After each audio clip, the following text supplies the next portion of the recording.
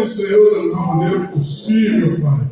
Meu coração seja aberto, Senhor, para falar das tuas obras na minha vida, Senhor, da tua misericórdia, da tua graça, da tua luz sobre a minha vida e a vida de todos que aqui estão, Pai. Oh, Pai, que eu não seja eu orgulhoso, eu acho que tudo que esteja falando porque eu sei que eu não sei de nada, Senhor. Se eu estou aqui para aprender, Pai, estou aqui para falar daquilo que o Senhor tem feito na minha vida, através desse mediador maravilhoso que é Jesus, Pai. Oh, Pai, continue através do Espírito Santo na minha vida, me protegendo, guardando e me dando sabedoria nos momentos difíceis, Pai. Onde que eu tenho errado, tenho pecado, Pai. Eu não tenho tido sabedoria, Pai, mas eis-me aqui como um vaso que precisa ser quebrado e refeito por Ti. Oh, Pai, Tu és o olheiro da minha vida, Pai. Oh, Pai, que assim seja de acordo com a Tua vontade, através de Cristo Jesus, Espírito Santo. Amém? Amém. Glória a Deus. Bom, irmãos, nada como depois de dois louvores maravilhosos, né, aos pés da cruz, e está chorando por quê? De nós falarmos de gratidão e ingratidão. Quando somos gratos? Quando somos ingratos? Gratidão e ingratidão. Né?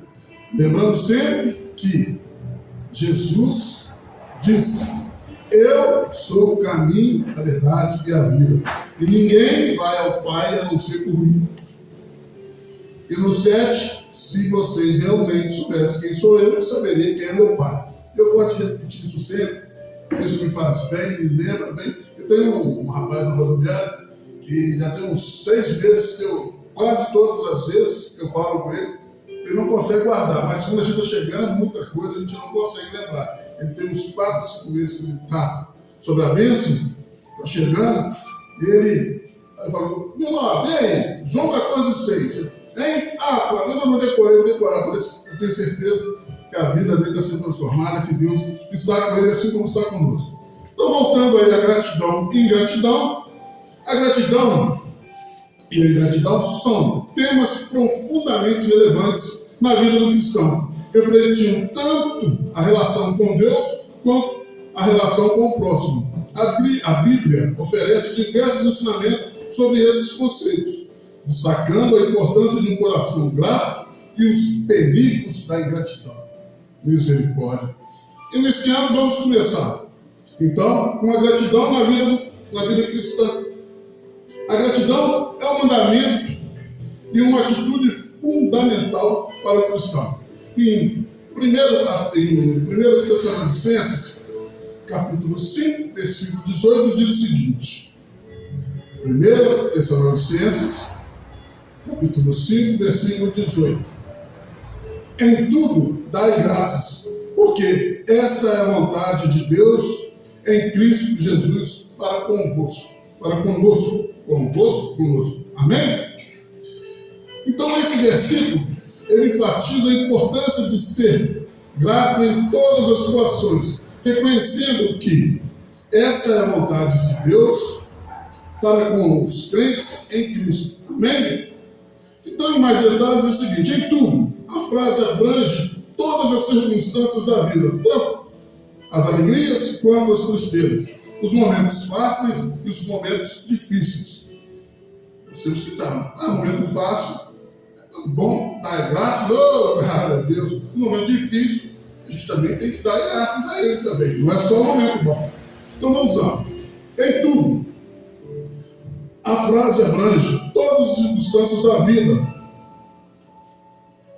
tanto nas alegrias quanto nas tristezas, nos momentos difíceis quanto nos momentos fáceis. Dai graças. Agradecer a Deus é uma atitude que reflete a confiança e o reconhecimento de sua soberania e cuidado, mesmo quando não compreendemos os acontecimentos, porque esta é a vontade de Deus em Cristo Jesus para convosco. Amém? E aí Paulo afirma que essa atitude de gratidão é um desejo de Deus para aqueles que estão em Cristo Jesus.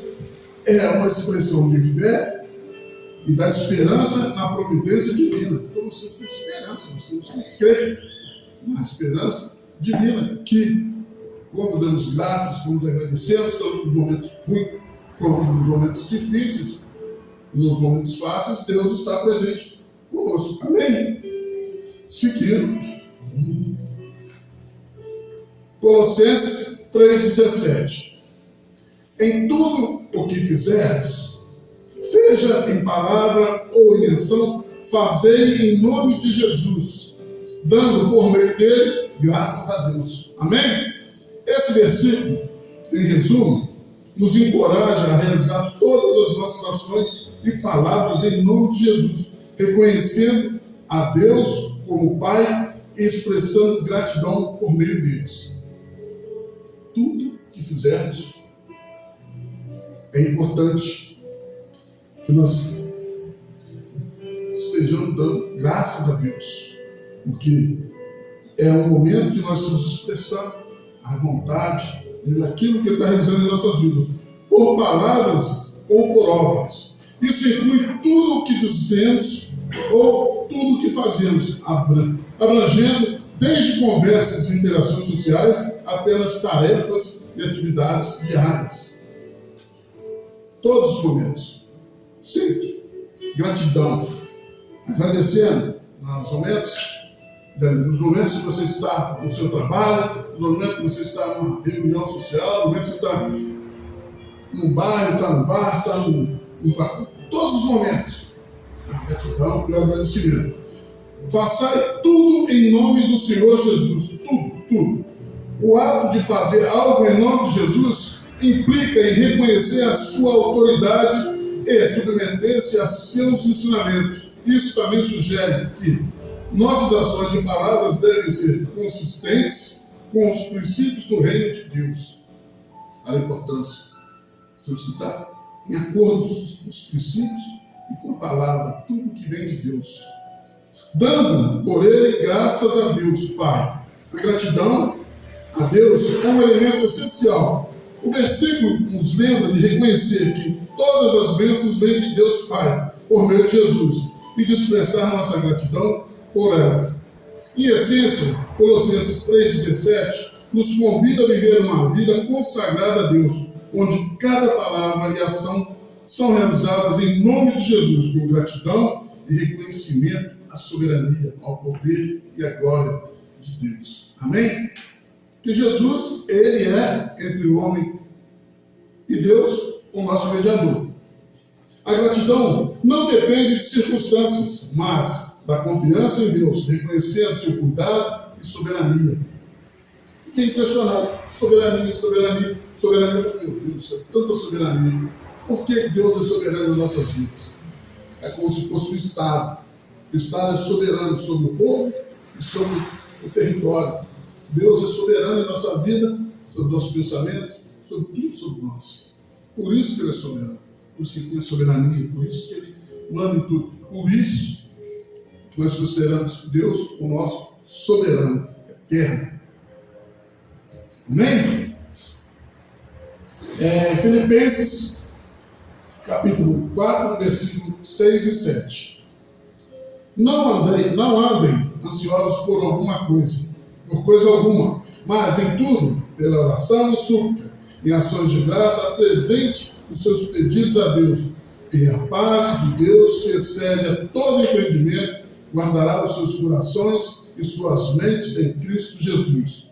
Em outras palavras, a passagem bíblica incentiva os cristãos a não se preocuparem com nada, mas a apresentar os seus pedidos e necessidades a Deus, através de oração e gratidão.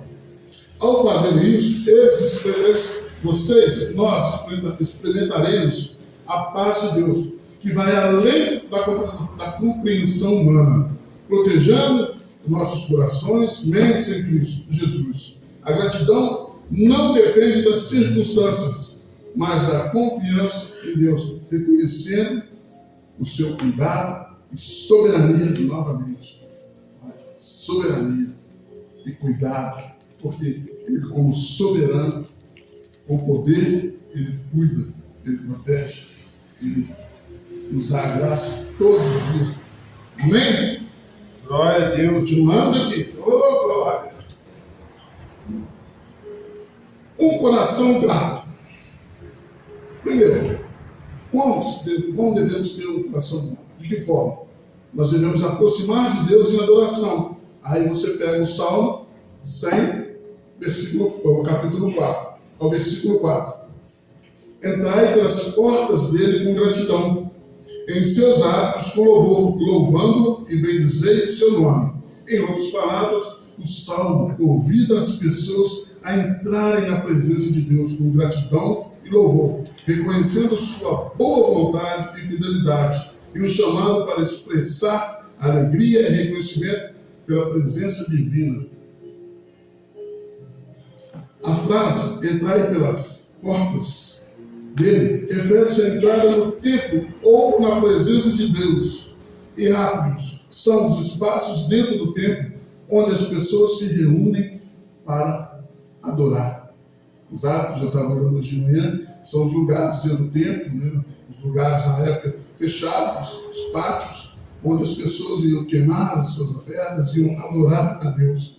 E eu acredito que aqui, né? Acredito que aqui é um lugar de adoração, onde nós viemos aqui, estamos aqui para queimar os nossos pecados e adorar a Deus, corrigir as nossas falhas, procurar aquele que é o caminho, aquele que é a verdade, aquele que é a vida. Então aqui é um lugar, não é um pátio, mas é um lugar fechado, onde nós temos o prazer de todos os domingos e nas sextas-feiras vir em adoração, em gratidão, não pelo que Deus faz em nossas vidas, mas porque Ele é e que Ele representa, pelo soberano que Ele é sobre todos nós.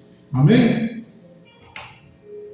E o versículo 5 continua afirmando: porque o Senhor é bom e eterna é a sua misericórdia, e a sua verdade dura de geração em geração. Isso reforça a ideia de que Deus é digno de louvor e gratidão por causa de sua bondade, fidelidade duradouras. Deus seja fiel em todos nós. Tem ou não tem?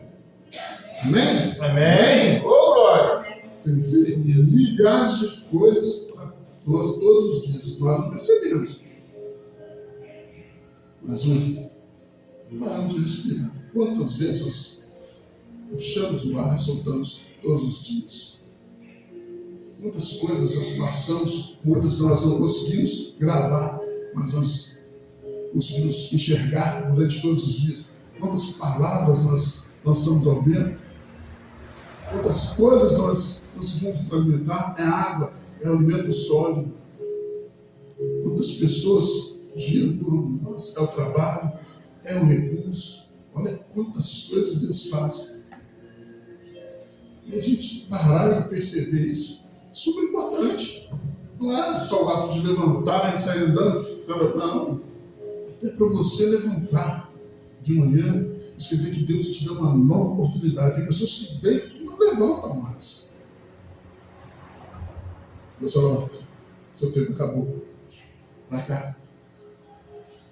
As pessoas levantam, saem, não voltam. Hoje o Mateus saiu por mais um campeonato. E estou futuro. A minha oração, meu pedido a Deus é que Ele não precisa trazer medalha. Eu quero o troféu, que é Ele de volta.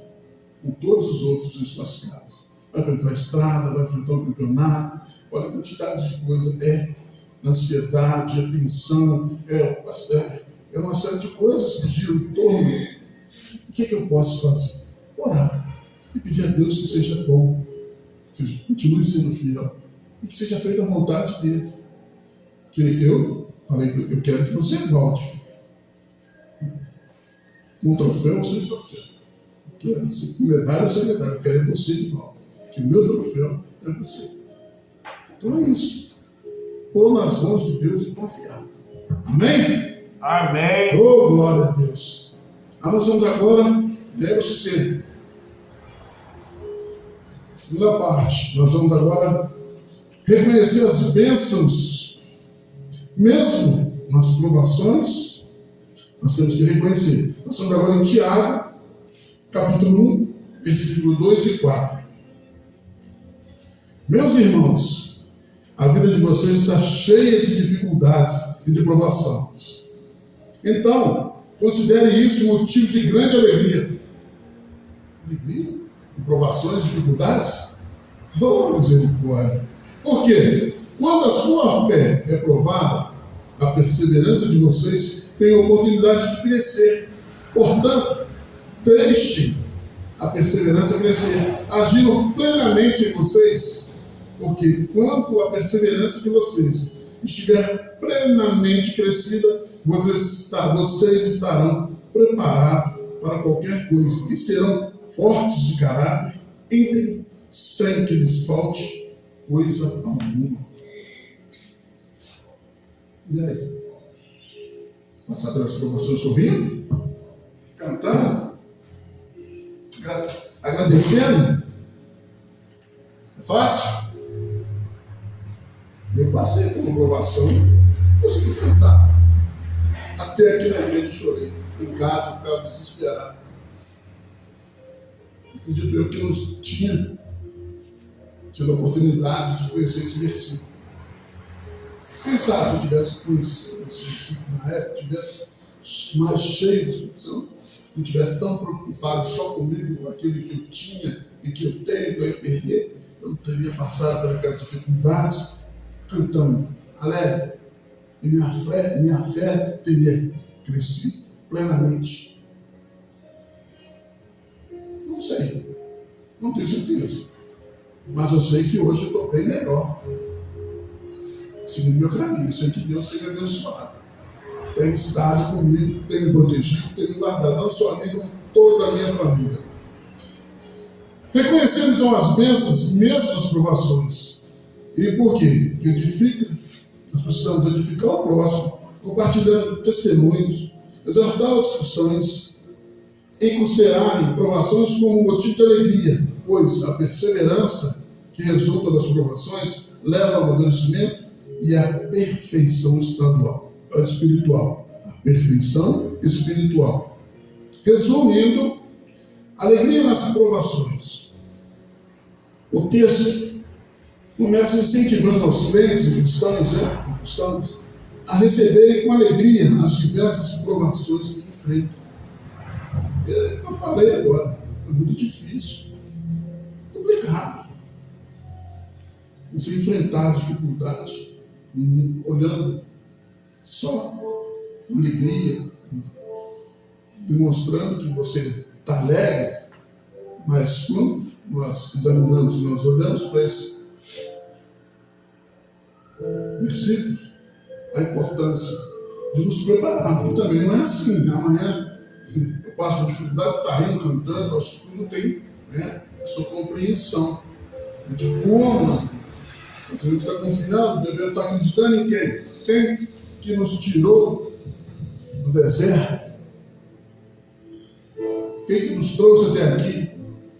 Quais foram as nossas dificuldades? Tenho certeza que se Dona Felícia vier que sentar aqui e começar a contar sobre a vida dela, é uma heroína. Deus abençoa ela a todo momento. A história dela em si, e ela não passou cantando, ela passou lutando. Porque é o que a gente aprende, o que a gente vê. Mas quando se dedica na palavra e busca, a gente já começa a pensar que a gente pode mudar também um pouco isso. Não olhar só as circunstâncias, olhar também para aquele que nos dá força, para aquele que nos mantém de pé.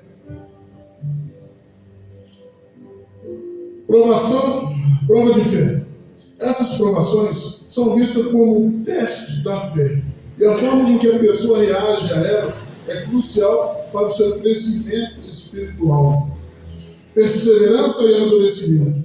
A perseverança que surge da fé provada é essencial para que os crentes se tornem perfeitos e completos, sem faltas em nada.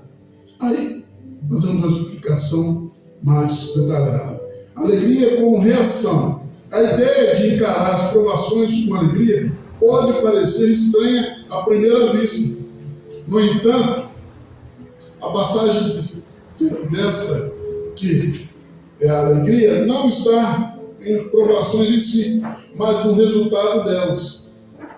O crescimento da fé e a perfeição espiritual.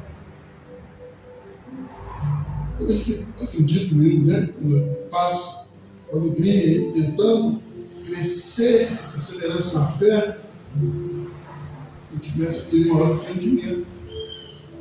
E se eu tenho que passar por aquela aprovação, adianta eu chorar, adianta eu gritar, adianta eu murmurar. Eu vou sair de casa para trabalhar, eu preciso trabalhar. Está chovendo, está caindo raio, eu vou ficar murmurando, xingando.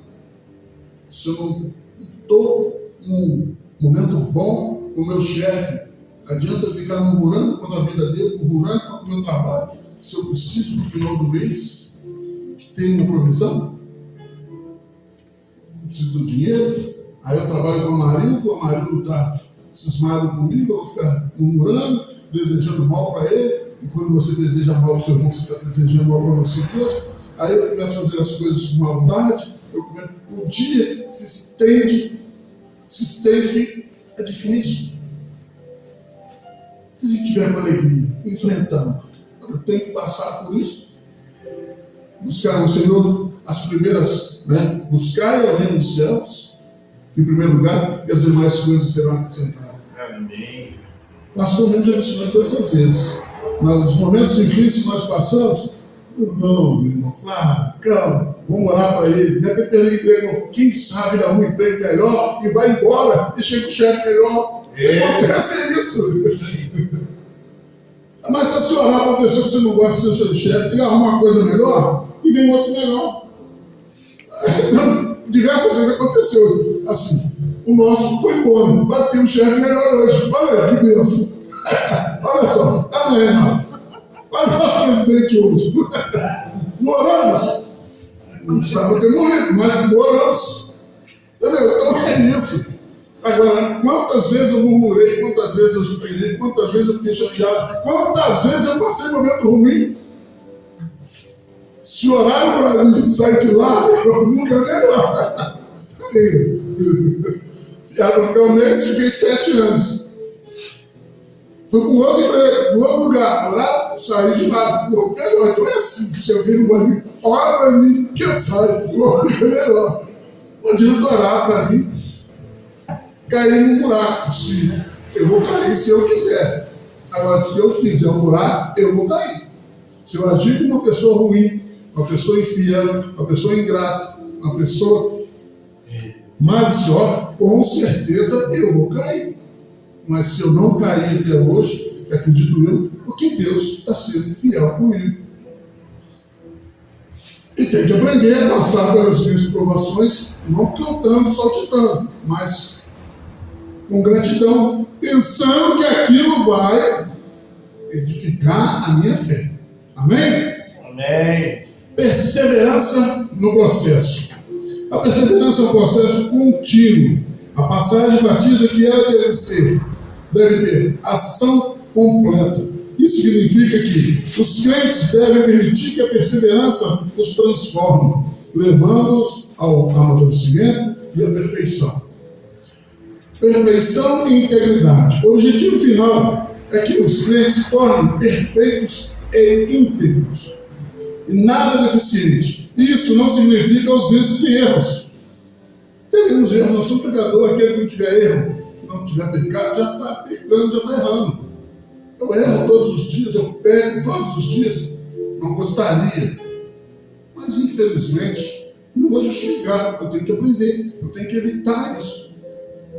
Não é porque eu erro porque a palavra tem jeito. Não, isso aí é justificativa que não procede. Porque o sábio, ele aprende com o inteligente.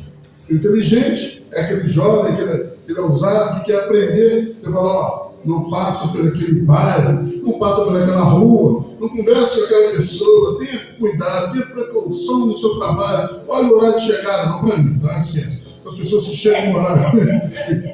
Presta atenção no horário que você está chegando no seu trabalho, no horário que você está saindo, nas orientações do seu chefe, o que você tem que fazer. Aí você não presta atenção, não se orienta, não se atenta. Aí esse inteligente está testando. Agora o sábio, o que o sábio faz? Chega no horário certo, eu estou inteligente, mas eu vou chegar. Bom, mas ele atenta às orientações, ele sabe o que deve fazer para evitar o confronto. Se o chefe não gosta que ele faz isso, não faça. Mateus hoje está numa situação, fazendo um bico num restaurante, num bar, movimento intenso. Ele começa, meu filho, primeira coisa, um bar, para sobreviver, ele precisa de quem? De quem vai lá beber, quem vai comer, quem vai... Se você não tiver calma, paciência, entender, então você sai de lá e vai para outro lugar, porque não é o seu lugar de vida. Se o seu horário é de 6 até 1, meia-noite você não tem que sair, você tem que esperar dar 1 hora para sair. Tem que esperar. Se o patrão não gosta, a gente tem que entender. E muitas das vezes, eu estou falando para vocês, que eu só entendi isso quando eu passei da chefia, voltei a funcionário, e aí dentro do trabalho, a minha ex-chefe, não sei se eu já tinha comentado com você, ela pediu que eu falava, dá uma olhadinha para nós, ver como é que está, e às vezes uma coisa e outra, eu comentava com ela. E aí o dia que eu vi a coordenadora e uma psicóloga conversando, eu cheguei nessa de repente, elas falando, tem que ter cuidado com o Flávio, que você não vai entregar a gente, aí eu dei um pé na roupa, falei, o que eu estou fazendo de errado? Se eu estou aqui no trabalho, eu não tenho que ficar ligando para o chefe, tá assim, tá assado. Nossa, tem que obedecer, tem que entender a pessoa que está ali respondendo pelo trabalho. E isso eu fiz. Hoje, nós estamos trabalhando no mesmo setor. Eu estou trabalhando no setor, ela não é chefe, mas o nosso relacionamento é tranquilo. Graças a Deus. Porque eu ainda tive a oportunidade de pedir a ela perdão. Eu falei, poxa vida, na época eu não estava entendendo. Mas quer saber, Matheus, você quer saber como é que é o seu chefe? Compra, monta um restaurante. Quer saber como é que é uma empresa de ar-condicionado? Monta uma empresa. Aí você vai questionar o patrão. Quer saber como é uma igreja? Quer saber como é uma instituição? Seja o presidente. Seja o pastor principal. A gente tem que entender isso. Meu vizinho uma vez falou comigo que meu irmão dirigia menos que o filho dele. Olha a história do meu irmão, o cara não sabe. Meu irmão, quantas vezes levou a gente em Congonhas para tudo quanto é lugar. Como é que o filho dele vai dirigir melhor do que ele? Não tem como. Mas a gente só aprende isso com o tempo. Se você está trabalhando numa empresa, trabalhando em qualquer tempo, se ter essa visão. Ou então, estou saindo de um lugar para outro. Eu não me identifico com essa função. Não me identifico com esse trabalho, não é para mim. Porque eu estou trabalhando social, eu tenho que entender um pouco disso, eu tenho que ser humano. Eu não tenho que ser humano, eu tenho que ser humano. Mas tem coisas, às vezes, que você tem que seguir a orientação. Você não tem como, você tem que seguir a orientação. Ou então, eu não posso sair, então você obedece, você respeita, e você faz o que é devido. É assim que funciona. Mas com Deus não é assim. Deus é diferente. Ele te ama, ele faz aquilo que você precisa. Ele está com você todo o tempo. Mas tem que buscar ele. Tem que ser fiel a ele. Ou então, fica chorando. Em resumo, Tiago, capítulo 1, versículo 2 e 4, ensina que as provações são oportunidades para o crescimento espiritual, gerando perseverança e levando ao amadurecimento e à perfeição. Amém? Vamos lá. No 3. Edificar o próximo, compartilhando testemunhos. Salmos 105, versículo 1. Dê graças ao Senhor, proclamem o seu nome, contem a todos os povos, as coisas maravilhosas que ele fez. Dê graças ao Senhor, proclame o seu nome, cante a todos os povos as coisas maravilhosas que ele fez. Amém? Esse versículo enfatiza a importância de conhecer e reconhecer e celebrar as ações de Deus, divulgando-as entre todas as nações. A versão da Nova Almeida atualizada diz: dê graças ao Senhor, invoque o seu nome, torne conhecido entre os povos, os seus feitos. A diferença entre as duas é sutil, mas ambas reforçam a ideia da gratidão e a proclamação das obras de Deus. Muitas das vezes, já em casa mesmo, às vezes comenta comigo: poxa, você está dando testemunho, você está falando, mas está falando assim, está falando assado. Até muitas das vezes tem coisas que a gente acaba se excedendo, assim. Mas eu entendo também que nós só temos hoje a compreensão do Evangelho, a importância de Jesus nesses 2000 anos, porque testemunho de fé. Se eu não testemunhar, se eu não falar o que Deus está fazendo na minha vida, como que vai ser? Não, mas tá certo. Tem uma música que fala que Deus me protege. Tem um cara que canta na Bahia que Deus me proteja da maldade de gente boa. Tem pessoas tão boas lá que falam bem de você, mas falam bem, mas é mal. Então Deus tem que proteger a gente dessas pessoas. Fala que são boas, que te abraçam, te beija, fala que você é um profissional, que você é isso, que você é um grande amigo, que você é uma pessoa, uma pessoa de referência. Mas quando você virar as costas, maldade, gente te ama. Mas com Deus não é assim. Então nós temos que fazer o quê? O que Deus fez em sua vida? O que Ele mudou? O que Ele trouxe de bom? O que Ele acrescentou na sua vida, no seu trabalho, as experiências suas de vida? O que Deus fez? Eu sei, mais ou menos aqui, Deus fez de todo mundo aqui. Eu estou aqui há 9 anos, então, todos aqui a gente sabe o que Deus vem fazendo. Não sei tudo, mas algumas coisas eu sei e eu tenho certeza que muito mais Ele fez do que eu vi, do que eu percebi.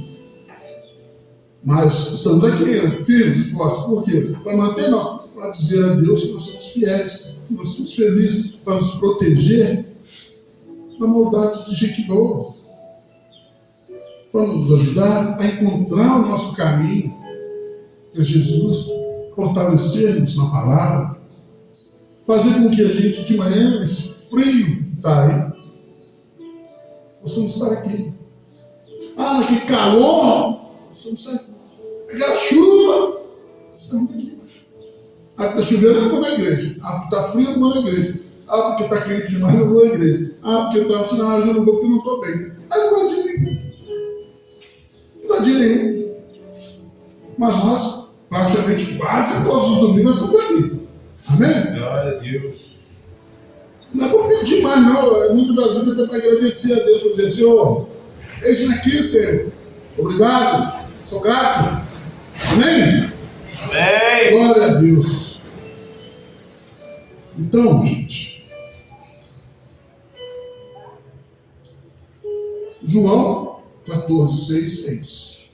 Jesus disse: eu sou o caminho, a verdade e a vida, e ninguém vai ao Pai a não ser por mim. Em Timóteo, 1 Timóteo 2, capítulo 2, versículos 5 e 6, há um só Deus e um mediador entre Deus e os homens. O nome dele, Jesus, é o único, que deu a sua vida em resgate por toda a humanidade. Então, temos que ser gratos, temos que entender o motivo e porquê da gratidão. Agora vamos falar um pouquinho, da gratidão. Sistema de gratidão tem algumas coisas que, sem percebermos, acabamos sendo ingratos. A ingratidão como pecado e perigo. A ingratidão é um sinal de que o coração afastado de Deus, muitas das vezes ligado ao orgulho, à murmuração e à cegueira espiritual. Não é verdade? Se você começa a se orgulhar, todas as vezes que eu caí, eu estava me achando errado. melhor de todos. Eu sabia, eu sei, eu faço. Aí, todas as vezes, murmurar. Meu Deus do céu, como murmurar? Como murmurar? Tudo estava ruim. Com sede bebendo água, até a água estava ruim. Que não estava gelada ao ponto que eu queria, não estava fresca ao ponto que eu queria. A comida boa não estava boa, o frango não estava bom, está tudo queimado, está ruim. Meu trabalho está ruim, recebendo meu trabalho está ruim, atrasando, quer saber que está ruim. Não. Aí você vai ficar em casa desempregado. Eu fiquei 2 meses, depois de 30 anos, gente, misericórdia.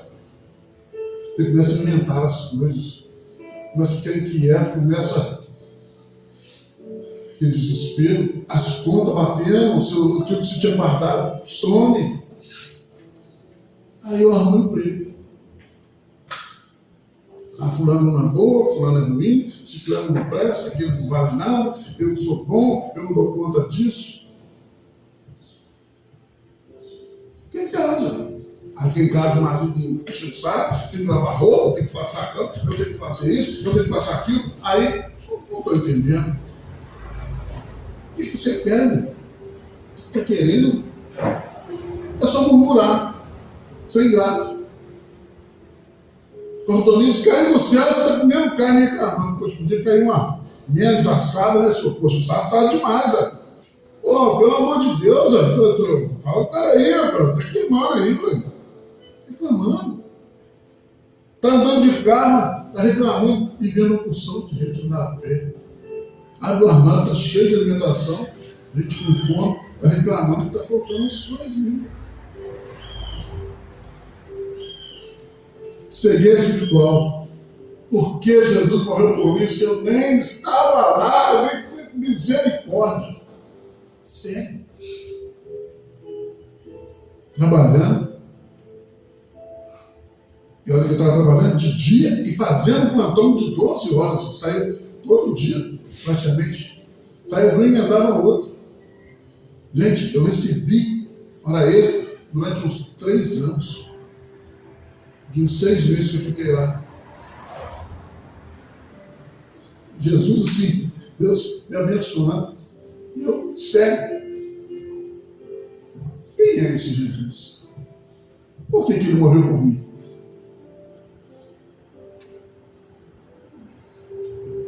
É isso. Aí você vai para Romanos, capítulo 1, versículo 21. Sim. Eles bem sabiam de Deus, mas não admitiram, nem o adoraram, nem mesmo agradeceram a Ele. Ouve isso. Sabiam de Deus, mas não admitiram, nem o adoraram, nem o agradeceram. Quem é esse povo? Esse versículo, em Romanos 1, descreve a condição humana em relação a Deus. Paulo, o autor, afirma que mesmo aqueles que não tiveram a oportunidade de conhecer a Deus através da revelação escrita, como a Bíblia, tinham conhecimento suficiente da existência e do poder, evidenciado pela criação. No entanto, em vez de reconhecer e glorificar a Deus, eles se afastaram, deixando de adorar e agradecer por suas obras. É isso. Eu sabia que era isso. Mas, ó, é isso. A porta larga é muito melhor que a porta estreita. Muito melhor. Passa mais tranquilo, braços abertos. A estreita, não. Tem que renunciar, meu irmão. Tá ligado? Tem que renunciar. Renunciar não é fácil. Tá ligado? Vamos lá.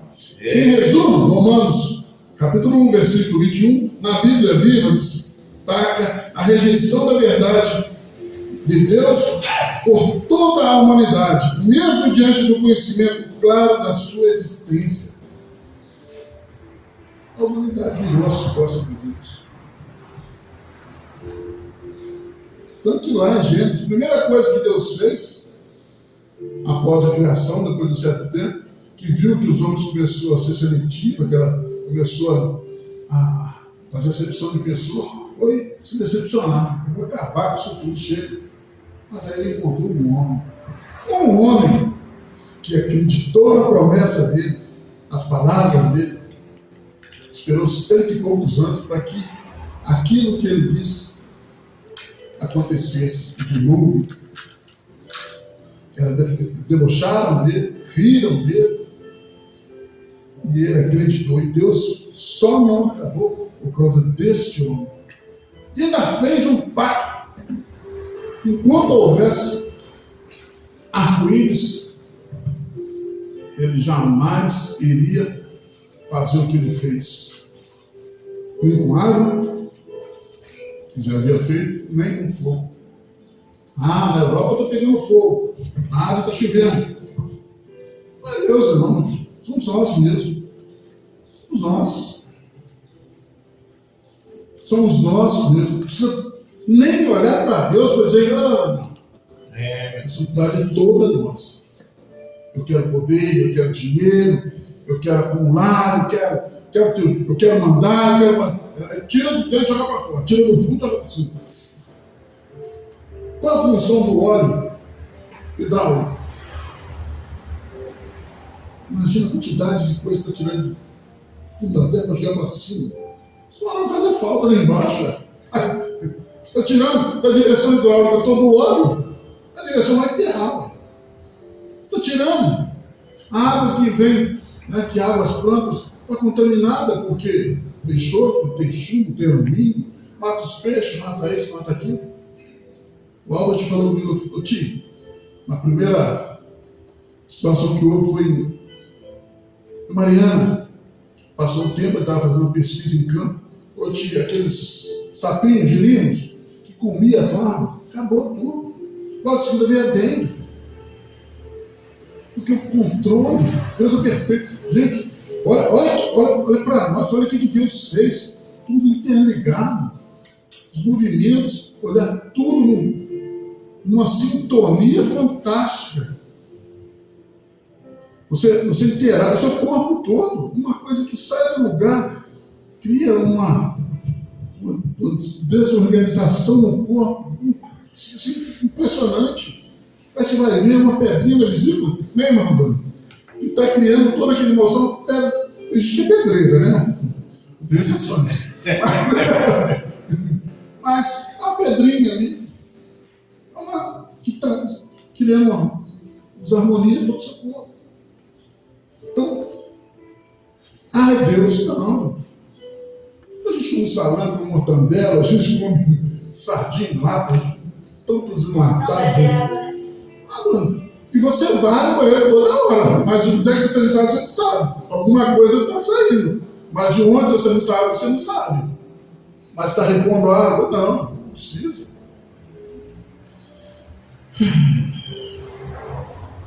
Em resumo,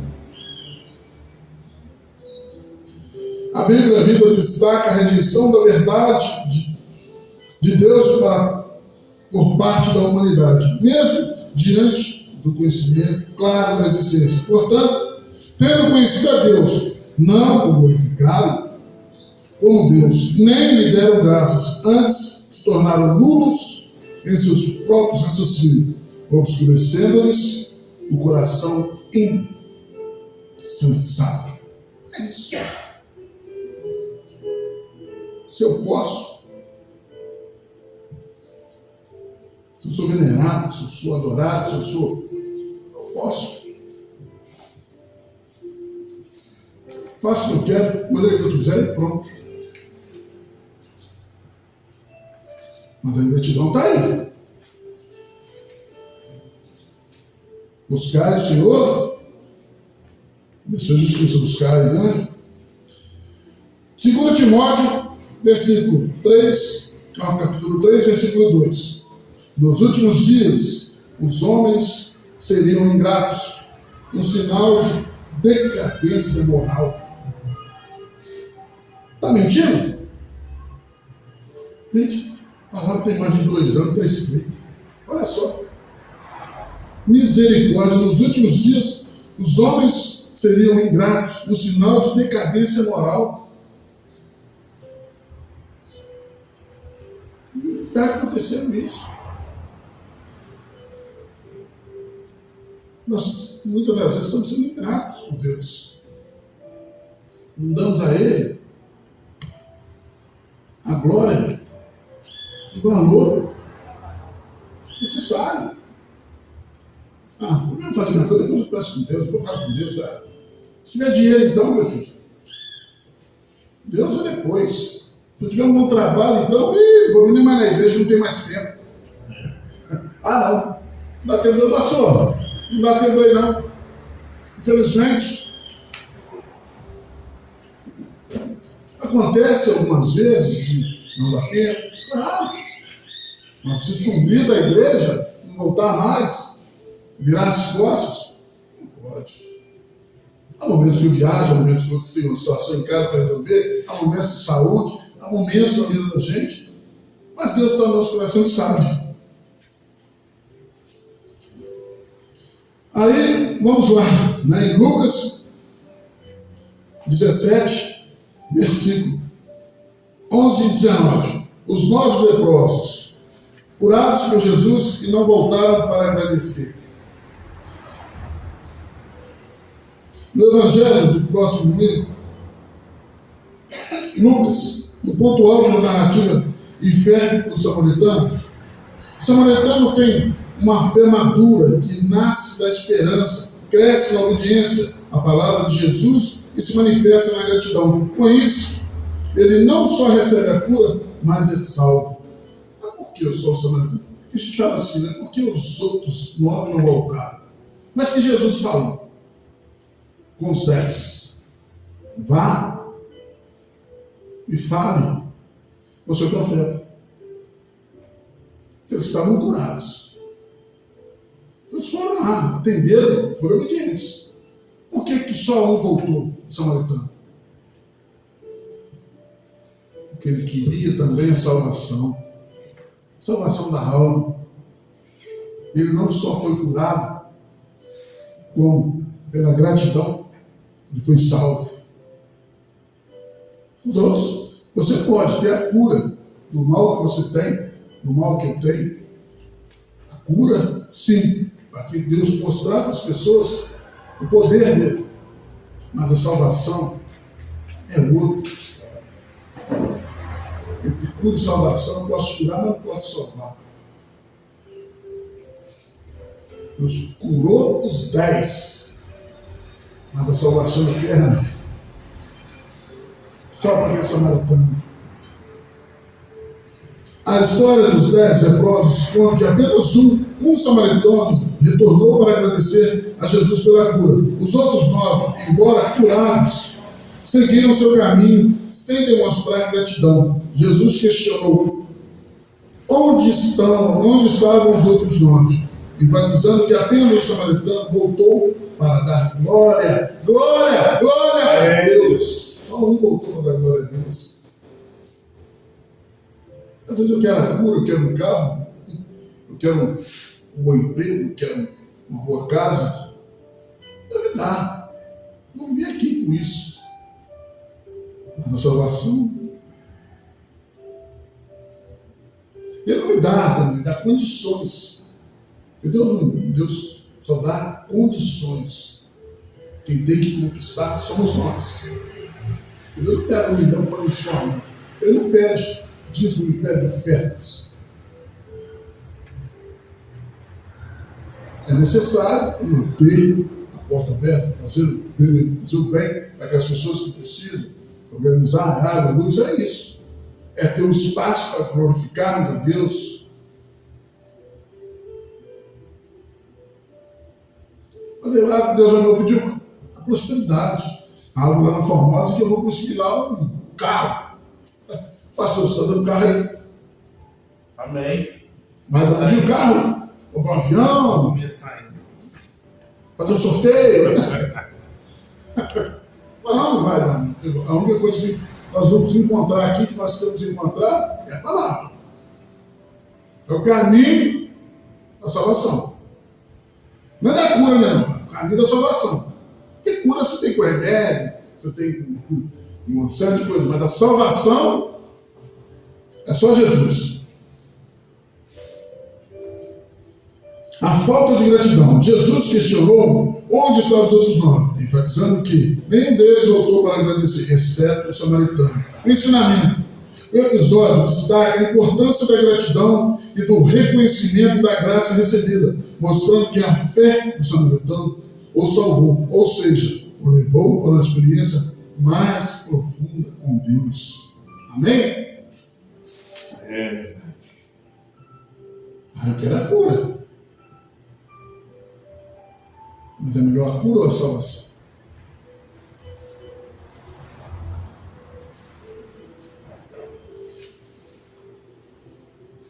Em Números, né? Vamos lá. Capítulo 14, versículo 2 e 4. Na Bíblia Viva descreve o povo de Israel murmurando contra Moisés e Arão, apresentando o desejo de terem morrido no Egito ou no deserto, e questionando por que Deus os estava levando para a terra prometida, com medo de que seriam mortos e suas famílias tomadas pelo despojo. Como despojo. Eles chegaram a sugerir que seria melhor voltar para o Egito. Tanto trabalho de Deus, tanto trabalho, tanto para mostrar a eles o amor que ele tinha, e o povo escravizado, dobraram a quantidade de tijolos que eles faziam, tiraram a palha para eles não pensarem, raciocinar, porque eles chegaram lá 66 pessoas de Israel, mais os 4 de José, fecharam com 70. Foram de lá mais de 3 milhões de pessoas. Quando o faraó, 420 anos depois, viu aquele povo, ficou doido. Falou: se eles se rebelaram contra nós, estão perdidos. O que nós temos que fazer? Aumentar o trabalho. Tirar a hora extra, diminuir o salário, deixar com fome. Na África, eu li um livro uma vez que dizia o seguinte, que as pessoas lá trabalham a troco de droga. Então, o que o patrão fazia todo final da tarde? Um trouxinho de maconha para eles, porque eles não conseguiam raciocinar. Salário desse tamanhozinho, não tinha direito, tinha nada. Mas todos os dias depois do expediente tinham uma buchinha de droga para eles utilizarem. E aí foi isso que o faraó fez com o povo. Até que suplicaram, Deus viu aquele sofrimento. E lá atrás ele já havia salvado o povo. Eu estou lendo Gênesis. Voltei agora a conhecer a leitura da Bíblia de novo. Tenho me emocionado muito com a história de José. Tenho até me tirado, nunca, assim, tanto tempo que eu não consegui me emocionar. Sai lágrimas nos olhos, me tirou lágrimas nos olhos, vendo aquela passagem. O carinho que José teve com os irmãos, né, o perdão dele, né, porque os irmãos o venderam. Ele perdoou, ele passou por tanta coisa. Foi vendido como escravo, foi preso. Onde ele foi, ele, com gratidão a Deus, ele sempre prosperou até chegar ao segundo homem mais importante do Egito. E o povo dele ia morrer de fome. Ele conseguiu, através do sonho do faraó, identificar isso. 7 anos de fartura, 7 anos de miséria. E aí ele entendeu qual era o motivo de Deus de ter o colocado ali naquela situação. E quando seus irmãos choraram, quando viram que não reconheceram, ele os perdoou. Teve essa grandeza, porque ele, se eu não tivesse passado por isso, meu povo seria exterminado, morreria de fome. O encontro dele com o pai, nossa, Jacó, que coisa fantástica, nunca perdeu a esperança. Nunca. O pai estava vivo. Ficou com medo de perder os outros filhos. Então isso me emocionou de outra forma. Eu falei, gente, Como pode? Olha, a grandeza desse José. Ele se comprometeu com o pai que quando ele morresse ia voltar ele não seria enterrado no Egito. E aí, minha irmã Cláudia, eu busquei memória afetiva, lembrar do pai, quantas vezes nós comemoramos o aniversário dele, quantas vezes nós fizemos festa para a mãe, quantas vezes gente, não consegui lembrar. Quantas vezes eu tenho os aniversários meus comemorados na minha casa, meus filhos me abraçando, dando presentes. Nem lembro de que presente que eu dei meu pai. E aí sabe o que me emocionou muito? Eu vi uma notícia que o Júnior, falando que o pai dele beijava ele demais e tal. Aí o pai respondendo que a primeira vez que ele beijou o pai dele foi no caixão. Eu não lembro de estar beijando meu pai, de estar abraçando meu pai. E dia 14 ele faria 95 anos se ele tivesse vivo, morreu com 14 dias antes de fazer 65. Gente, mas eu entrei numa crise de choro, de pedir perdão a Deus, porque eu estava com meu pai, ele era um parceiro nosso, um amigo nosso, mas eu não tinha liberdade, não tinha o que eu tenho com meus filhos hoje. Não tenho. As necessidades que ele passou, poderia ter suprido de alguma forma, não fiz isso. Como eu pedi perdão aos pais, minha mãe também. Como eu pedi perdão a eles. Como eu chorei, meu Deus do céu, que filho grato que eu fui. Não pode. Então, hoje, a gente tem que pensar nisso. Abraçar o filho, beijar, conversar, não limitar, impor. Porque cada um vai ser o que ele deseja ser. Mas quando está aqui sobre a palavra, quando está sendo inserido, e está olhando para você ver exemplo, a possibilidade de não errar é muito grande. Mas eu não tenho como ficar sobre o meu filho. Mas eu lembro, já contei aqui, falar que meu pai, ele foi no colégio, que uma amiga minha, a menina do colégio, vivia lá, semana retrasada, no mês passado, na rua Silvinha. Ela foi lá reclamar com meu pai, porque a professora estava me batendo demais. Aí meu pai falou, vou conversar com essa professora. Chegou lá e falou assim, a senhora está batendo meu filho? Então eu tenho mais 10 lá em casa, tenho uns 10. Eu não tenho condição de dar educação, pode bater. Gente, se você olhar hoje, alguém aqui admitiria a professora batendo no filho? Alguém chegaria lá? Fala, pode bater no meu filho? Alguém admitiria?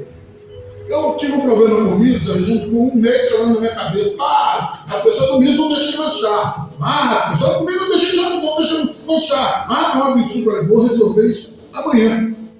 Amanhã eu resolvo isso. Falei para ele, ó, se o problema for com a professora, eu vou resolver com a professora. Agora se for com você, eu vou conversar. Aí descendo de casa, ele, pai, o senhor vai comigo no colégio, o senhor vai pensar que eu vou, eu vou. E se for um problema meu, eu converso contigo em casa. Se for uma pessoa, eu converso com ela lá. Aí eu disse, eu sigo a universidade. Cheguei lá, professora, sou o pai do Wilson, por que a minha professora, eu todo dia reclamando, um mês já, você não está deixando ele manchar, o que está acontecendo? Não, é porque quer brincar no recreio, na hora de estar para ela lanchar, não pode. Eu falei, então, a gente conversa. Aí ele, você não pode bater no meu filho? Eu falei, senhora, educação é contigo, ensinar é contigo, mas educação é comigo, não em casa. Então, para cuidar do seu, eu cuido do meu. Aí eu estive pensando essa semana, nós vivíamos um momento tão difícil, que lá no bairro, Cláudio, quantas são as famílias que tiveram menos de 3 filhos? Acho que ficava batendo, era concorrência, acho que era disputa, quem tinha mais filhos. Não tem um que tenha mais de 5 filhos. E graças a Deus, que nós fomos 12, nasceu eu, Cláudio Neto. Não nasceríamos. Mas todos os vizinhos eram assim, muito simples. A dona Firmina também não mandou assim. Teve quantos filhos? Eu? 4? Não, mas assim, tá bom. Mas lá no bairro era tudo assim. Então não dá para a educação. E nós aprendemos isso. Que o professor podia bater. Não, a gente não pode, não tem cabimento isso. Mas hoje eu entendo isso. Hoje eu entendo isso. A responsabilidade de educar dos pais, mas ensinar a professora. Mas mas na época era isso. Hoje mudou-se as coisas. Ninguém aqui vai admitir, nem o professor grite com o filho. Gente, eu apanhava, mas é apanhar mesmo, né? Não era coça, não. Coça eu levava em casa, mas lá ela me batia com pressão mesmo. Assim, couro. Tinha um casal de vizinhos lá estudando, a professora, que eles lancharam antes, a professora deu uma coça desse na sua cara e ninguém falava nada, por quê? Tá certo. Hoje não se admite mais isso. Eu vou condenar meu pai porque. Não. Era o entendimento dele, né? Mas hoje a gente cria um filho diferente. Com amor, com carinho. Mas se a gente também não souber, a gente fica só pensando em dar. Toma, que esquece de educar. Esquece de ensinar. Esquece de pôr obrigações. E aí depois quer reclamar, não pode. Amém? Temos então o desejo, o pessoal murmurando até para voltar para o Egito. Questionaram a liderança de Moisés e Arão, a falta de fé. A atitude do povo demonstra uma grande falta de fé em Deus e suas promessas, mesmo após presenciarem tantos milagres em Êxodo. Mar Vermelho, cordomizes, tudo, maná, quer voltar para a escravidão. A narrativa de Números 14, incluindo os versículos 2 e 3, mostra consequências da falta de fé e da murmuração, que leva o povo a passar 40 anos peregrinando no deserto, como registro em outras passagens. Isso é 40 anos. Murmurando.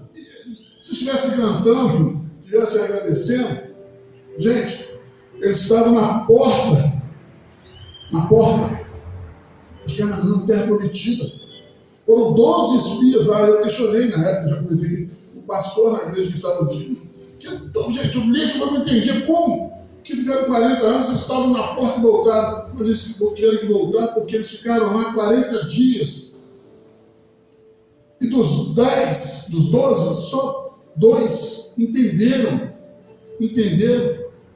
a promessa de Deus. Que eles iam reinar naquela terra, que a terra era para eles, que aqueles amorreus, aqueles gigantes, eles iam dominar e vencer. Mas, tanto que Deus abriu um valor, engoliu todos os 10 com família, com tudo. E aí, agora, vocês, de 20 anos para cima, eu não pensei, mas de 20 anos para cima, vão rodar nesse deserto 40 anos, porque foram 40 dias, cada dia vai ser um ano, é que vocês possam dizimar, acabar com esse povo, ingrato, infiel, porque não acreditaram, entraram na terra prometida e ficaram lá, porque assim era a promessa de Deus.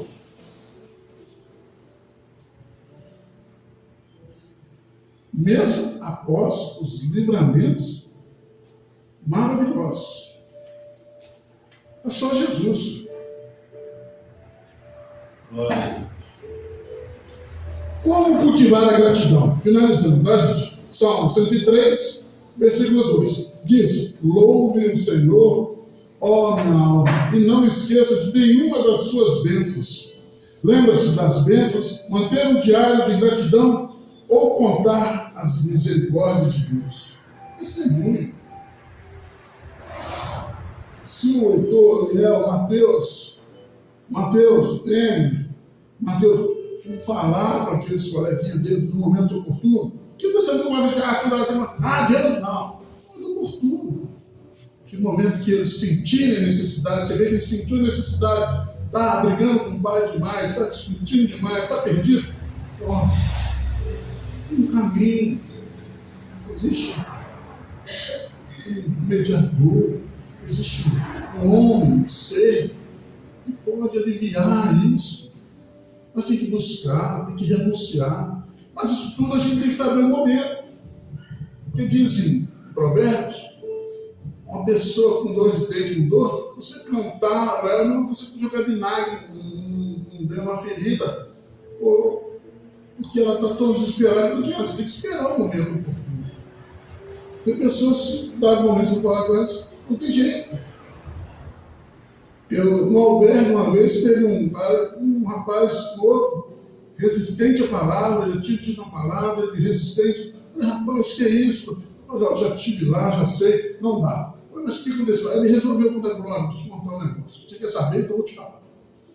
Eu morava no Rio, minha esposa e meus filhos no Rio, eu fui arrumando trabalho de pintura em São Paulo, isso na corda, pintando prédio.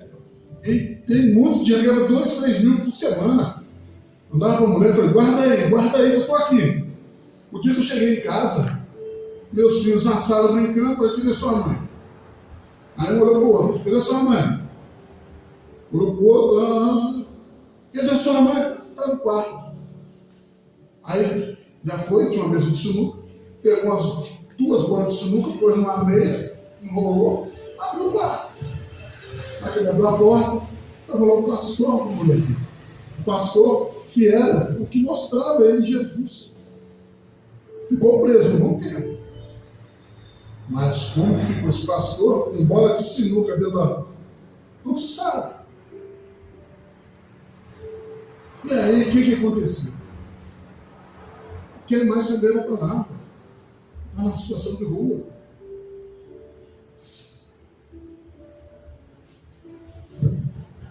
Como que eu vou falar com essa pessoa? Então, aí você espera, fala, deixa o momento. No momento você fala, aí depois foi, não sumiu, foi embora, não sei se morreu, o que aconteceu. Mas, é isso. Então a gente tem que saber o momento que a pessoa...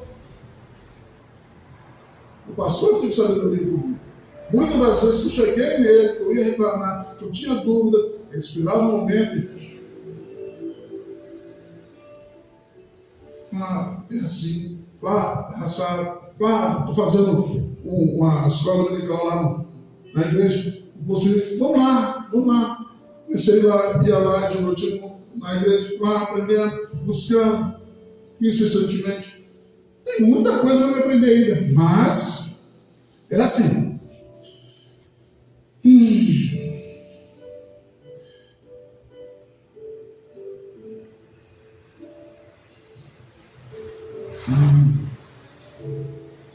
Vamos em Efésios 5:20, diz, dando graças por tudo a Deus, ó Pai, em nome do nosso Senhor Jesus Cristo, expressar gratidão a Deus e aos outros, através de oração, louvores, palavras de apreço. É isso. Vamos em Hebreus, capítulo 13, versículo 5. Porque Deus disse, eu nunca te abandonarei, nem o desampararei. E na Bíblia Viva diz o seguinte, afaste-se do amor ao dinheiro, sinta-se satisfeito com o que você tem. Porque Deus diz, eu nunca abandonarei você, nem o desampararei. Em resumo, Hebreus 13:5 é uma poderosa declaração do amor, da felicidade de Deus, da fidelidade de Deus. É um lembrete de que, mesmo em meio às dificuldades, podemos encontrar conforto e segurança em sua presença constante e em sua promessa de nunca abandonar. Evitar comparações e murmurações. Contentar-se no Senhor. Evitar murmurações e contentar-se no Senhor. É isso que a gente precisa treinar. É isso que a gente precisa fazer. Contentar-nos que a gente tem. Valorizar. Conclusão. A gratidão é uma marca do cristão cheio do Espírito, enquanto a ingratidão revela um coração que precisa de arrependimento. Que possamos, como salmista, dizer, então no Salmo 103, no versículo 2, louve o Senhor, ó minha alma, e não esqueça de nenhuma das suas bênçãos, Esse versículo convida o leitor a reconhecer e celebrar as bênçãos recebidas de Deus, lembrando-se de cada uma delas. Amém? Amém. Então isso é gratidão em gratidão. Que o nosso amado, querido Jesus Cristo, como diz o Timóteo,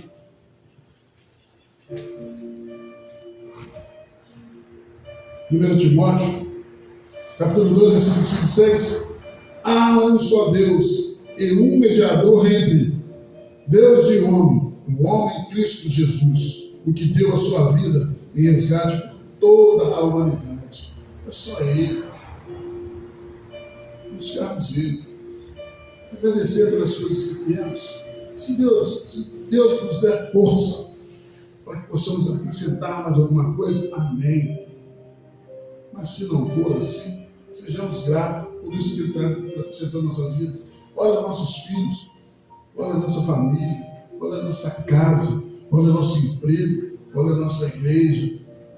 Olha o que Ele tem feito por todos nós. Gente, é só tirar os olhos de nós e olhar para um lado, para o outro, para trás, que a gente vai ver as situações que não estão acontecendo. É só Ele, por Ele, para Ele todas as coisas. Se nós não buscarmos Ele, se nós não insistirmos nisso, vamos ter cura todos os instantes. Você quer cura, meu filho? Tá ligado? Vou te dar a cura. Mas a salvação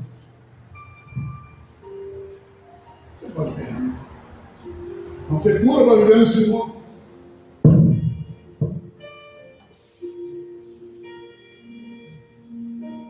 Mas não vamos ter a salvação que tantos pensam em buscar. Que Deus nos abençoe, nos proteja e guarde. Agradeço a Deus por essa oportunidade, agradeço ao Jesus, o nosso mediador, agradeço ao Espírito Santo. Quero só complementar uma coisinha aqui que hoje me chamou a atenção, no versículo, não leio, mas eu gostaria muito que vocês, hoje, quem ainda não leu, procurasse nessa bênção pão diário, que fala sobre a vida do cozinheiro,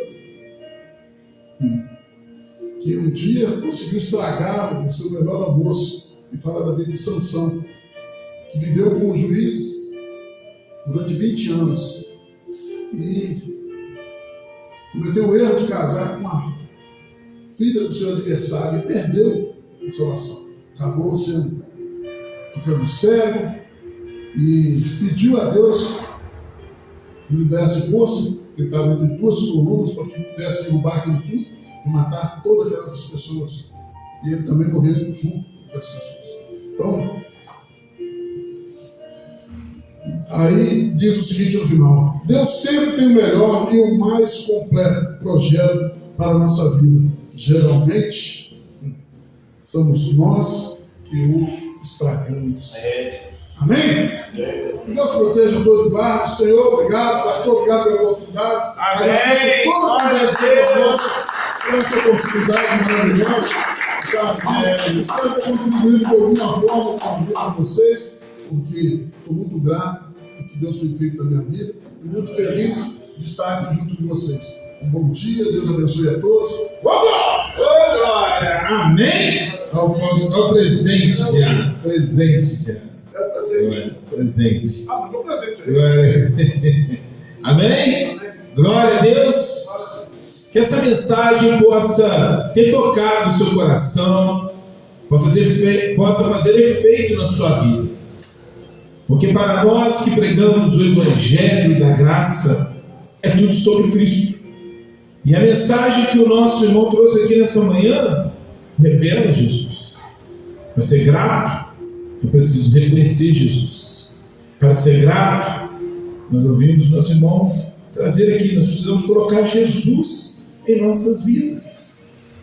Entender que é tudo por Ele, entender que o que nós temos é por Ele, o que às vezes não chegou até nós é porque Deus sabe momento, e nós precisamos ser gratos com o que nós temos para que o restante possa vir no momento oportuno. Então, que nós possamos entender, nós vamos falar muito aqui hoje sobre reconhecimento, a importância de reconhecer os caminhos, nos caminhos que nós estamos andando, a presença de Cristo. Porque nós nos preocupamos tanto com a religiosidade, talvez o problema daqueles 9 foi esse. O que Jesus destaca? Por que só esse estrangeiro, só esse samaritano? Isso aí é para nós, porque muitas vezes é aquele que a gente fala lá, o mundano, o incrédulo, é aquele que quando algo acontece na vida dele, ele dá graças a Deus, ele vai, ele sente a necessidade de agradecer. E os religiosos, né, porque aqui está falando disso, do povo israelita e do povo samaritano, né, que não era reconhecido pelos israelitas. Por quê? Porque eles entendiam que eles não eram da promessa, eles não tinham responsabilidade. O destaque está ali. Aqueles 9 ali eram israelitas, eram nacionalistas. Então eles conheciam a lei, com certeza receberam aquilo ali e saíram com aquele sentimento, né? Ah, Deus fez o que ele tinha que fazer, porque eu sou um respeitador das leis. Mas aquele que muitas vezes está fora, ele reconhece o presente de Deus na sua vida, a graça de Deus na sua vida. Que sejamos gratos, né? Palavra maravilhosa, que Deus abençoe nosso irmão Flávio, por nos trazer nessa manhã essa reflexão sobre o amor de Deus em nós por meio de Jesus Cristo. E se nós assim reconhecemos, nós seremos felizes em todo o tempo. Nós não vamos ficar tristes, né? Porque muita gente hoje em dia fica triste daqui a pouquinho. Porque pensa, amanhã tem que trabalhar. Eu não posso nem... Eu tenho falado muito sobre isso aí com algumas pessoas que têm esse comentário. De domingo não passa a vir a música do Fantástico, que eu já fico triste que tem que voltar. Tenho duas palavrinhas para essas pessoas. Primeiro, não ouve o Fantástico, você não vai ouvir a música dele. E segundo, seja grato por cada dia. Todo dia tem que ser sexta-feira. Por que sexta? O dia que você está feliz, acabou. Não, todo dia. A gratidão nos leva a sermos gratos todo dia. Aí tem aquelas pessoas que olham para a gente para ser essa alegria irritante, né? Porque não são gratos. Seja grato e você vai ver que Deus vai abençoar a sua vida. Amém? Esse é o momento que nós somos gratos.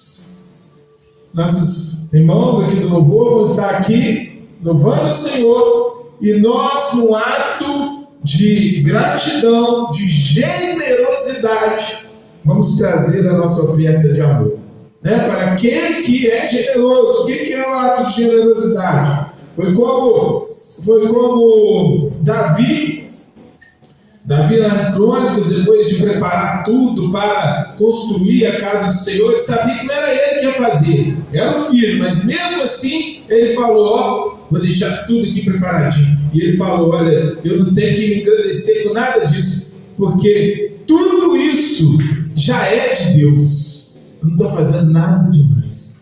Tudo que nós ofertamos é porque Deus que nos deu, e nós ofertamos em gratidão para que Ele continue abençoando as nossas vidas. A responsabilidade é nossa, que vamos gerir nesse caso aqui em específico, né? Na comunidade cristã Formosa. É uma responsabilidade grande que nós temos de fazer com que os recursos doados com gratidão sejam usados com gratidão para a obra do Senhor. Mas para nós deixarmos aqui, não é aquela preocupação, o que vai ser feito, né? Não é igual lá fora que a gente recebe o dinheiro, tem que prestar conta, porque tem que ser usado com aquilo que eles querem. Não, aqui é utilizado de acordo com a vontade do Senhor. Aqui não, né? Na presença de Deus é usado. Por isso que tempo que eu passei em outros lugares, eu nunca me preocupei. Tem gente que fica tão assim, eu dou dinheiro para o pastor, dou dinheiro para a igreja, dou dinheiro para não sei quem. Não, o que fizeram lá era responsabilidade, né? Mas o meu coração, a minha vida foi abençoada por esses atos de gratidão. É ato de generosidade. Que Deus abençoe. E aqui, graças a Deus, nós temos visto muito isso, né?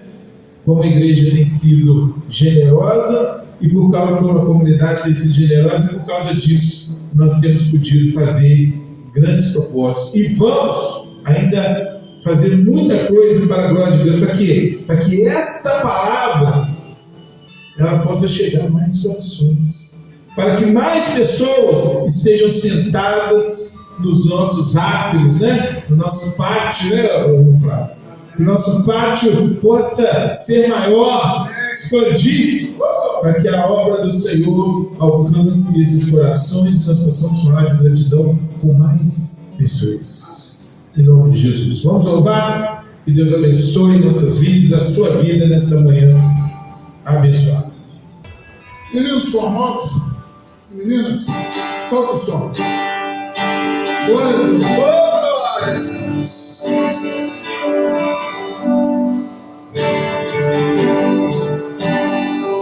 Pode ficar de pé, nos ajudar, meu irmãos. Eu preciso aprender um pouco aqui. Eu preciso aprender um pouco ali. Eu preciso aprender mais de Deus. Porque Ele cuida de mim. Se uma porta se fecha aqui, outras portas se abrem ali. Eu preciso aprender mais de Deus. Ele cuida de mim. Deus cuida de mim. Deus cuida de mim. Na sombra das suas asas, Deus cuida de mim. Eu amo a sua casa e não estou sozinho. Não estou sozinho. Deus cuida de mim. Deus cuida de mim. Na sombra das suas asas, Deus cuida de mim. Eu amo a sua casa e não estou sozinho. Não estou sozinho. Deus cuida de mim. Se na vida não tem direção, eu preciso tomar decisão. Eu sei que existe alguém que me ama. Ele quer me dar a mão. Se uma porta se fecha aqui, outras portas se abrem ali. Eu preciso aprender mais de Deus, porque Ele cuida de mim. Deus cuida de mim. Deus cuida de mim. Na sombra das suas asas, Deus cuida de mim. Eu amo a sua casa e não estou sozinho. Não estou sozinho. Deus cuida de mim. Deus cuida de mim. Na sombra das suas asas, Deus cuida de mim. Eu amo a sua casa e não estou sozinho. Não estou sozinho.